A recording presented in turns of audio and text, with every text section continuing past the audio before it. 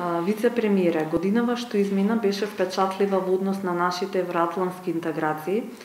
Станавме 30-та членка на НАТО, добивме одлука за почеток на преговори со Европската Унија, но потоа следуваше студен туш од Бугарија, иако очекувавме не одржавме првата меѓувладина конференција. Дали ангажманот на силниот претседавач Германија беше доволен? Имавме тешка година. Јас сум убеден дека ќе имаме далеку пострекна и подобра 2021. Точно во март имавме голем успех, на некој начин остана подзацкриен, бидејќи тогаш беше почетокот на маката со коронавирусот, почетокот на пандемијата и немавме ни прилика ни можност да се израдуваме. НАТО беше цел 25 години, четврт век. Значи за цврстување на безбедноста, предвидливоста, тука сме за да останеме во овие граници и добивме безусловно зелено светло за почеток на преговори. За жал тоа не се оствари, имавме голема поддршка од Берлин. Канцеларката Меркел најави од сред Брисел, од Европскиот парламент, дека првиот приоритет во надворешната политика на германското председателство е почеток на пристапни преговори со Северна Македонија. Имаше телефонски разговори на тоа ниво, председателот Штајнмајер исто така, со хомологот во Софија, председателот Радев. Имавме повеќе од 6 часа прилика да разговараме за проблемите и разликите во присуство и како олеснувачи и на министерот Мас и на министерот Рот. Јас мислам дека за прв пат во овие функции заедно за иста работа, во иста соба, оти имаат стриктно поделени надлежности. Сето тоа укажува дека Германија даде се што можеше. За жал, Европската Унија по ова прашање функционира така што ако нема консензус, доволно една земја да спречи донесување на одлука. Меѓутоа, многу е важно што другите за тоа мислат. Ние се обидовме и мислам дека успеевме да издржиме, иако не беше лесно, имаше многу искушенија, да имаме возрастна политика, да зборуваме со европски јазик, со јазикот на вредностите и принципите. И мислам дека е многу важно што нашата позиција беше разбрана, прифатена и поддржана од сите останати земји членки. Оваа битка не е само битка за македонскиот идентитет, туку е битка и за европскиот идентитет. Ако Европската Унија е заедница на вредности во кои меѓу клучните е богатството на различностите, културни и јазични, на народите во Европа, тогаш оваа битка е битка и на самата Европска Унија. Јас сум убеден дека ние овие три цели, кои што се целосно заедно компатибилни, мора да ги успееме истовремено. Да почнеме пристапни преговори, да го зачуваме и да го промовираме македонскиот идентитет и македонскиот јазик и да градиме пријателски односи со нашиот сосед, со соседна Бугарија. Многу тежок ни е патот. Многу тесен и многу стрмен. Процесот е во криза, проширувањето е во криза и мислам дека неуспехот на Европската Унија да ја спроведе собствената одлука испрати негативен сигнал за еден регион што е опкружен географски од земји членки на Европската Унија. И во оваа смисла и кредибилитетот и европската иднина, перспективата што толку често во неброени документи ја повторуваат, Балканот има европска иднина, Балканот има европска перспектива. Такви зборови веќе не се доволни. За балканските народи вистина да веруваат во сериозноста на Европа и на тоа што Европа го вели. Следни председавачи се Португалија и Словенија, при што првата земја не пројавува голем интерес кон Западен Балкан и кон проширувањето. Веќе е најавено испраќање наш дипломат во Португалија. Какви се нашите европски перспективи во 2021 година? Ние тоа инаку редовно го правиме, секогаш кога има председавач каде немаме амбасада, имаме дипломат кој што служи како врска со земјата членка која што председава. Јас мислам дека Португалија ќе биде заинтересирана да ги продолжи напорите на Германија. Берлин најавува дека останува посветен на ова прашање. Мислам дека Европската Унија не може да си дозволи луксус и следната, и оваа 2021 година, да помине така како што помина 2020 со неуспех по проширувањето, што мислам дека погрешно го нарекуваме проширување, тоа е всушност комплетирање. Кога регионот ќе влезе во Европската Унија, мапата на ЕУ нема да биде поголема. Ќе остане иста. И во таа смисла, мислам дека е посоодветен зборот комплетирање. Португалија географски не ни е блиску. Јасно е дека таа перспектива на некој начин влијае на приоритетите на Португалија и така натаму. Во мојата поранешна функција имав неколку средби со португалскиот МНР. Португалија всушност го има искористено процесот на пристапување кон ЕУ, токму со истата мотивација што нас не влече да влеземе во тој процес. Си ја има зацврстена демократијата, има обезбедено економски раст, си ја има подсредено земјата и во таа смисла мислам дека ќе има тука еден слух и за нашите работи. Словенија е сосема поинаква ситуација, на некој начин граничи со нашиот регион. Бевме во заедничка држава и со Словенија имаме заедничка историја. Наше е да продолжиме да работиме. Имаме позиции на чистално, кристално јасни европски принципи и мислам дека е многу важно да се свртиме кон дома, кон нашиот двор. Пристапниот процес е алатка за европеизација. Меѓутоа, нас никој не ни ги врзува рацете да работиме на европеизација ако веќе немаме пристап до пристапниот процес. И мислам дека што повеќе се работиме дома, толку посилна ќе ни биде позицијата и во поглед на почнувањето на преговорите со Европската Унија. Како се дефинираат пријателствата меѓу земјите членки на ЕУ? Дали само Бугарија не блокираше или пак зад бугарската блокада стојат и други држави на Европската Унија? Се провејува таа теза низ разни анализи, низ колумни, во дебати. Неколку пати председавачот СОГАК, со Советот за општи работи, министерот за Европа Михаел Рот на Германија, кажа дека една земја членка имала проблем со усвојувањето на преговарачката рамка и почетокот на преговорите, односно одржувањето на првата меѓувладина конференција. Факт е дека дел од земјите членки гледаат на овој процес со скепса. Дали вистина трансформира? Европската Унија си има своји предизвици. Меѓу другото, фактот што не успеа да си ја спроведат сопствената безусловна одлука од март минатата година, укажува дека во процесот на одлучување Европската Унија си има мака. Слична мака има и со усвојувањето на повеќе годишната финансиска рамка, буџетот врзана за механизмот за владење на правото, што пак е проблем во наративот на вредности.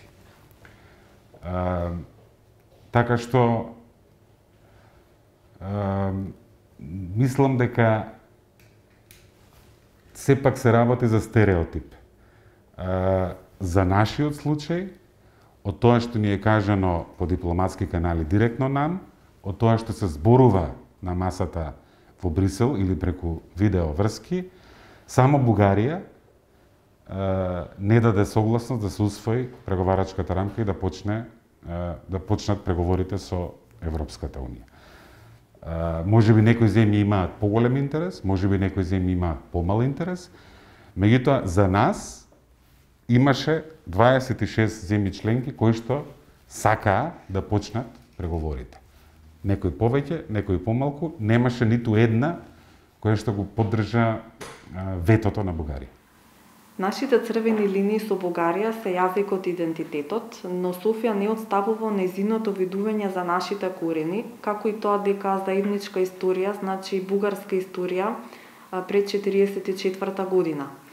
Како се решаваат вакви спорови во 21 век, за време кое што релативно сите го паметиме, без при тоа да навлеземе во негативна насока или горчина? Односите меѓу државите во 21 век се темелат на принципи на меѓународно право и на европски вредности. Државите признаваат други држави и влади, меѓутоа не признаваат идентитети или јазици. Тоа е право на самоопределување на секоја нација, на секој народ. И претходно, меѓутоа посебно во Европа и посебно во 21 век. Кога Бугарија ја признала независна тогаш Република Македонија, тоа доаѓа и со признавање на нашето суверено право да бидеме кои сме, за македонскиот народ македонци кои зборуваат македонски јазик. Од Лисабонскиот договор, од повелбата за основни човекови права на Европската унија, Европската унија има едно чудо документи кои што го потврдуваат ова право на самоопределување, кое што е наша работа. Проблемите, разликите што ги отвара Бугарија не се темелат, немаат правна основа. Ние сме соседи, ние имаме силен интерес за добри односи, меѓутоа тие добри односи не може да се градат кога сме предизвикани на нешто што е многу наша внатрешна работа. И затоа мислам дека не гледам поинакво решение на овие проблеми, освен во рамките на меѓународното право, меѓународните договори, почитување. Договорот за пријателство што го потпишавме со Бугарија во преамбулата, меѓу другото вели дека двете земји ќе градат блиски и пријателски односи врз основа на взаемно почитување. Тоа взаемно почитување апсолутно вклучува и почитување на нашето суверено право да бидеме тие кои сме, македонци кои зборуваат македонски јазик. Што точно содржи акцијскиот план што го најави премиерот Заев? Дали се очекуваат идеи од бугарска страна за надминување на спорот? Каква е формата на тој документ и дали можеби некако би се додал на договорот за добрососедство? Акцијскиот план содржи предлози и сугестии за интензивирање на соработката во области каде очигледно и македонската и бугарската страна имаат заемен интерес. Прекугранична соработка, инфраструктурни проекти и поврзување, културна соработка, соработка во одбраната, спортот и младите, образованието, економијата, трговијата, туризмот. Целосно е сите идеи и предлог активности се во рамки на договорот за пријателство кој што ги покрива овие области, иако ние главно во јавните дебати зборуваме за жал за историја, договорот содржи многу иднина. И тие предлог активности се дадени на бугарската страна и се уште чекаме одговор за да ги интензивираме односите таму каде што е очигледно неспорно, што мислам дека ќе помогне и во зближувањето и во политичките односи и во прашањата каде имаме очигледни разлики. Можете ли да направите паралела меѓу договорот од Преспа и договорот со Бугарија? Дали можеби и со Бугарија можеше да се вметне механизам со што ќе се оневозможеше да не блокира во евроинтеграциите? Дали можеби сметате дека ќе ни се повтори историјата со Грција во однос на решавање на спорот? Договорот од Преспа затвори едно прашање што ни беше обврска од Советот за безбедност на Обединетите нации уште од 1993 година. Со тој договор, кој што беше можен само заради тоа што Грција го прифати нашето право на самоопределување, ние го зачувавме македонскиот идентитет, инаку немаше да биде можен Преспанскиот договор. Го заокруживме процесот на доизградување на државноста и прием во светското семејство, да не забравиме дека таму бевме нарекувани поранешна Југословенска Република Македонија и кога се склучи, генералниот секретар на Обединетите нации го извести Советот за безбедност и парламентарното собрание, сите земи членки на Обединетите нации, дека работата е завршена. И тој договор имаше правна основа, проблемот, маката, разликата или спорот, имаше правна основа во резолуција на Советот за безбедност. Со Бугарија ние имаме апсолутно суштински интерес за пријателство и за надминување на разликите. Меѓутоа, прашањата што ги отвара Бугарија немаат правна основа. Нас, по завршување на процесот во Обединетите нации, ниту Бугарија, ниту било која друга држава во светот може нас да ни вели каков јазик зборуваме. Тоа е наша работа. И во таа смисла договорот за пријателство всушност вели имаме разлики очигледно во контекст на историјата, ќе формираме комисија историчарите да разговараат за тие разлики, а ние како политика и како влади ќе работиме на еднината, ќе соработуваме и меѓу другото ќе имаме и поддршката на Бугарија за членство во НАТО, што се случи и благодарни сме за тоа, и ќе имаме нивната помош на европскиот пат, членот 2 од договорот за пријателство. Така што едниот договор ги надминува проблемите во содржината, во меритот, а другиот договор создава механизам, меѓутоа природата на проблемите се различни.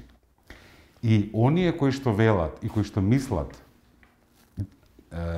дека тоа што ние ја успеавме да ја тргнеме блокадата од Грција преку Преспанскиот договор, па сега ќе мора и околу Бугарија да направиме компромиси за да ја тргнеме нивната блокада, всушност прават една грешка што нашиот народ ја нарекува мешање на баби и жаби, или, да речеме, американците тоа го нарекуваат мешање на портокали со домати.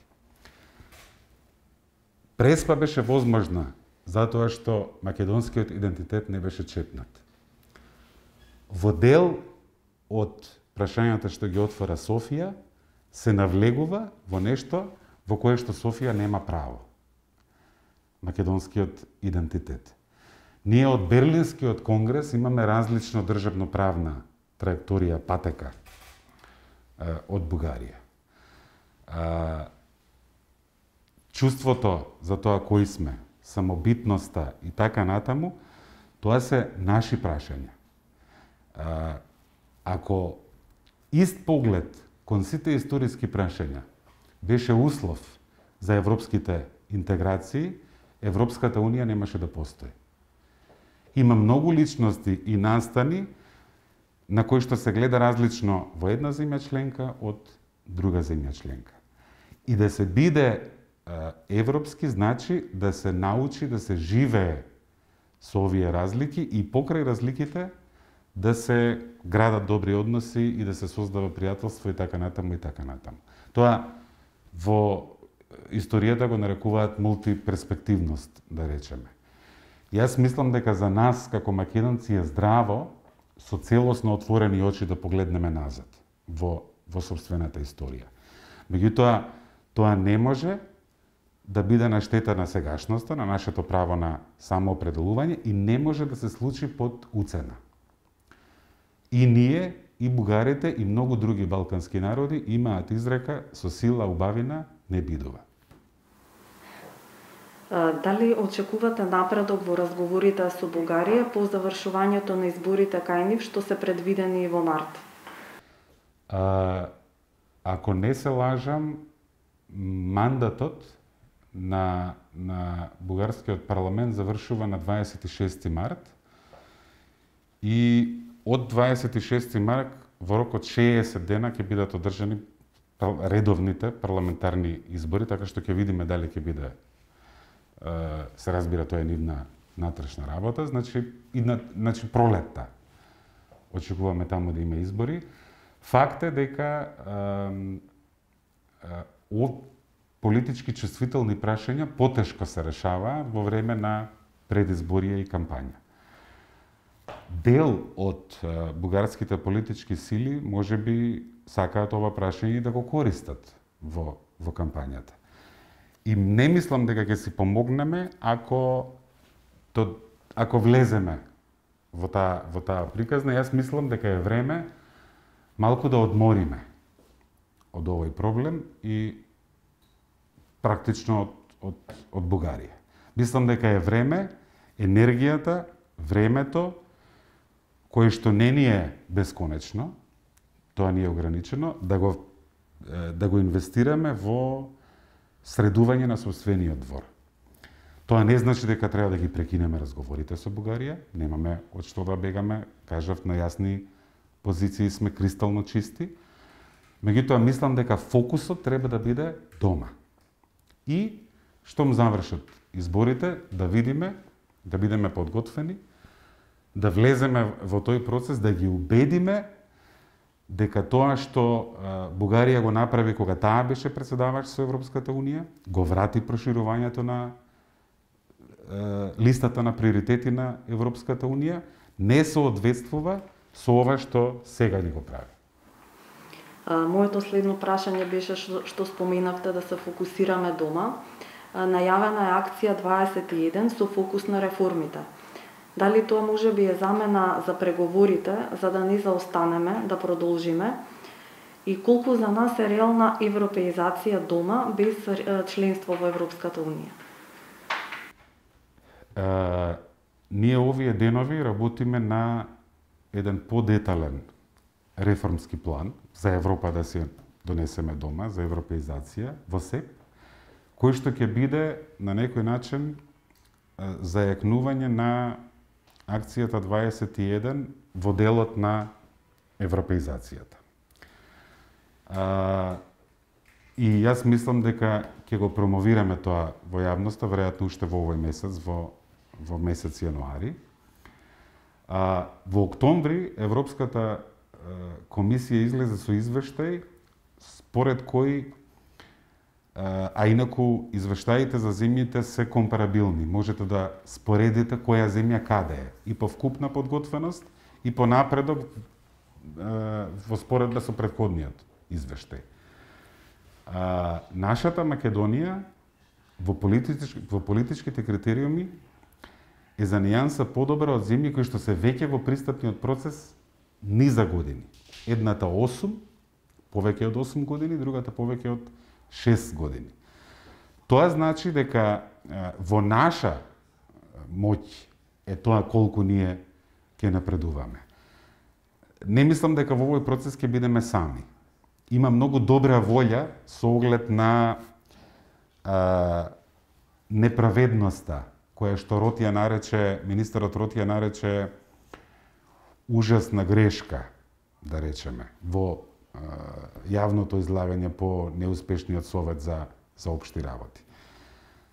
Да побараме техничка помош и поддршка и на некој начин насоки заедно како да одиме напред во реформите во јавната администрација, во реформите во владењето на правото и правосудството, животната средина, во сите во дигитализацијата, борбата против корупцијата и да направиме една мрежа на поддржувачи за следниот пат кога ќе се отвара нашиот файл, да биде уште понепријатно за било кого да не поддржи пристапни преговори. Мислам дека и истовремено мислам дека тоа најдобро ќе го почувствуваат и граѓаните. Ова е решавањето на споровите и овие големиве фази се на некој начин како искачување планини, меѓутоа сами по себе тие не носат конкретна разлика во животот на македонските граѓани. Конкретна разлика во животот на македонските граѓани носат макотрпните реформи чекор по чекор, не само донесување на закон, туку и спроведување на закон. Медиумите се тука, исто така, слободата на медиумите. Така што мислам дека оваа година ние имаме и локални избори, не ние цела година ќе одземе и тоа време и внимание и ресурси, да ги искористиме месеците со фокус дома. Мислам дека тоа ќе биде мудро да го направиме. Како прв човек на СЕП, ваша оценка сега за подготвеноста на администрацијата да ги води преговорите во текот на неколку години? СЕП е координатор на реформите. Ние на некој начин сме одговорни, меѓутоа нашите резултати зависат и од линиските министерства. И нашата улога во основа е тројна. Координација на реформската агенда, координација на ИПА структурата, која што е одговорна за трошење на европските фондови, и превод на европското законодавство на македонски јазик. Во овие три столбови на нашата надлежност, ние мора да направиме видлива разлика. После цела деценија пауза, заврши тендерот успешно, над 100 високо квалификувани преведувачи оваа година ќе работат на превод на европското законодавство на македонски јазик. Во однос на ИПА структурата, ние сме во фаза на програмирање на ИПА 3, а имаме уште 5 години да се дотроши ИПА 2. На раскрстица сме дали ќе бидеме доволно добро организирани да не ги пропуштиме шансите што овие фондови ги овозможуваат, за да имаме чисти реки, чисти езера, изградени патишта, изградена железничка пруга, чист воздух и така натаму и така натаму. Мислам дека е исклучително важно да излеземе конечно со мерки за задржување на ИПА кадарот.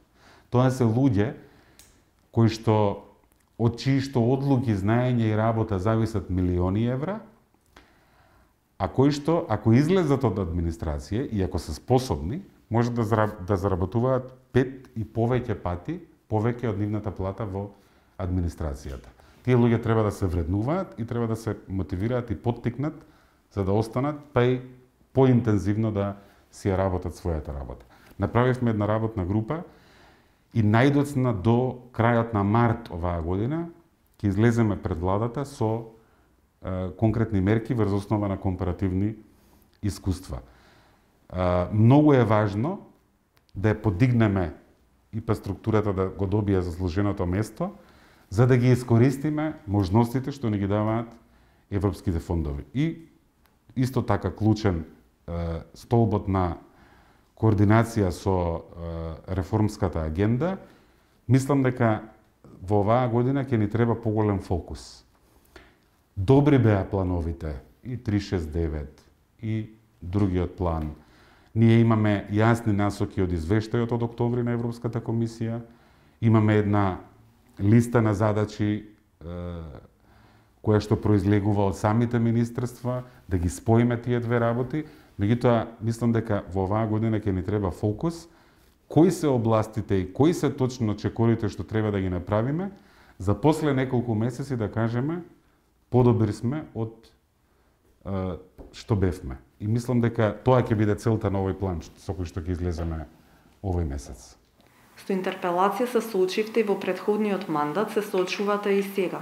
На што се должи тоа? Дали може би сте на позиции кои што подразбираат презимање ризични потези или пак може би значи излегување од комфорт зоната или едноставно опозицијата сака да ве критикува?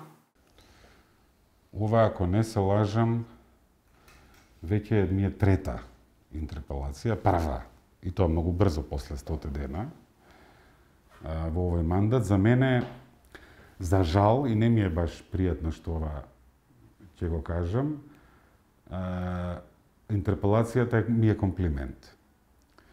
Тоа кажува дека нешто правам, што и пречи на една опозиција која што во политичката битка ја прави нашата татковина, не и пречи да биде татковината колатерална штета. Жал ми е, тоа се надзираше и од нивните позиции, делување или неделување во контекст на Преспанскиот договор.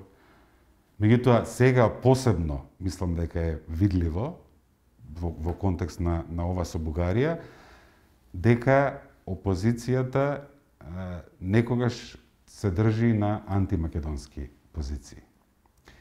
И се додека ние немаме опозиција која што ќе знае да застане на страна на нацијата во тешки моменти, тие нема да бидат вистинска политичка алтернатива, без разлика колку мани има власта. За жал, мани има и власта. И имаме уште многу да работиме за да ја оправдаме довербата кон граѓаните. Меѓутоа, не прават услуга на македонскиот народ и на сите македонски граѓани тоа што со вакви позиции практично се дисквалификуваат себе си од вистинска политичка алтернатива. Не може политичката борба да оди на штета на македонските интереси или тие да бидат колатерална штета. Така што јас како да кажам, со чиста совест и многу искрен ќе бидам кога ќе се соочам со пратениците на опозицијата и со таа една политички шизофрена позиција, бидејќи уште не сум сигурен дали интерпелацијата е затоа што не успеавме да ги почнеме пристапните преговори, или пак затоа што наводно сме тргувале со националните интереси. Оти ако сме тргувале со националните интереси, ќе почнавме преговори. Тоа што немаме преговори, значи дека сме ги чувале националните интереси. Ако сме ги чувале националните интереси, зошто тогаш овој напад и интерпелација? Ние имаме опозиција која што одва и чека да чуе лоши вести, а кога нема лоши вести, самата ги измислува. Со кој образ човек што бил министр за надворешни работи доживува деманти од амбасадори од земји членки во прес-релиси на министерства не еднаш, 10 пати.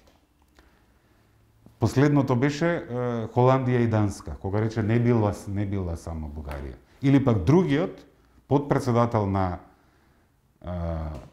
опозицијската партија, кој што кога нешто не чини, вели владата е крива, а кога нешто добро ќе се случи, вели ние го одработивме. Па доживеа директен демант од Словачка и од Чешка. И како со тие луѓе и со кој кредибилитет излегуваат и воопшто разговараат на тема на европски интеграции. Нашиот план е јасен, ние сакаме да обезбедиме подобра иднина и предвидливост на следната генерација. Со НАТО успеавме, ќе успееме и со европеизацијата, ќе успееме и со ЕУ, меѓутоа не по секоја цена. Ќе си го чуваме македонскиот идентитет и ќе успееме конечно, исто како што велеа дека нема да успееме ни со Грција, се покажа дека тоа не е точно. Не прават услуга дури ни на нас, мислам дека владата ќе биде подобро ако има реален притисок и вистински надпревар со луѓе кои што во ист правец ќе сакаат да ја носат земјата и ќе се надпреваруваат во тоа кој е поспособен, кој е почесен, кој е поработлив. Со вакви позиции, за жал, нашата Македонија нема алтернатива. И мислам дека е добро да има повторно пораз оваа година на локалните избори, за конечно таму или пак да се роди нова сила, кој што ќе биде вистински предизвик за партиите во сегашната владеачка коалиција. Веќе споменавте одредени планови кои што ги планира и секретаријатот оваа година. Може ли поконкретно да ни кажете нешто за тоа? И со кои активности ќе продолжи СЕП во очекување на усвојување на преговарачката рамка оваа година? Го покрив, мислам, на некој начин прашањето. Конечно, после 10 години интензивно ќе работиме на превод на европското законодавство на македонски јазик, што меѓу другото ни е обврска, бидејќи македонскиот јазик ќе стане еднаков рамноправен официјален јазик на Европската унија, штом влеземе во полноправно членство. Многу работа имаме на ИПА структурата, клучна година ќе биде оваа, и во поглед на задржување на кадрот и во поглед на откочување на проекти кои што биле долго време закочени. За некои проекти веќе имаме успех, например, јавното предпријатие Македонски железници по промена на раководството конечно го потпиша оперативниот договор, што е услов во коридорот 8 и железничката пруга да влезат европски пари. Имаше мака таму неколку години. И во однос на реформската агенда овој месец ќе излеземе со план и ќе имаме една отворена и редовна комуникација со јавноста преку медиумите за македонските граѓани за тоа каде одиме добро, каде одиме недоволно добро. Тоа ќе биде нашата улога во овој период. Вице-премиере, за крај, која би била вашата новогодишна порака за гледачите и читателите на МИА? Па сакам да им посакам пред се здравје на македонските граѓани. Нема да биде тешко оваа година да биде подобра од минатата. Мислам дека имавме исклучително тешка година. Јас и лично имав тешка година во некои клучни аспекти во личниот живот и така натаму. Мислам дека треба да имаме верба во самите себе си. Мислам дека треба малку да го надминеме ова што го чувствувам пред се преку социјалните мрежи, голем јас и многу гнев. Мислам дека вирусот не научи дека не можеме да бидеме ние добри ако тие околу нас не се добри, заедно сме во ова. И да покажеме кои сме и што можеме. Ајде 2021 нека биде година каде ние ќе покажеме дека можеме. Јас стално викам ќе не биде, мислам дека имавме еден удар во таа смисла, незаслужен, многу неправичен, меѓутоа тоа да не обесхрабрува, да не паднеме во еден вид очај каде лесно се прават грешки, да останеме возрастни, да си бидеме посветени и да си ја туркаме работата напред, да си ја средуваме куќата.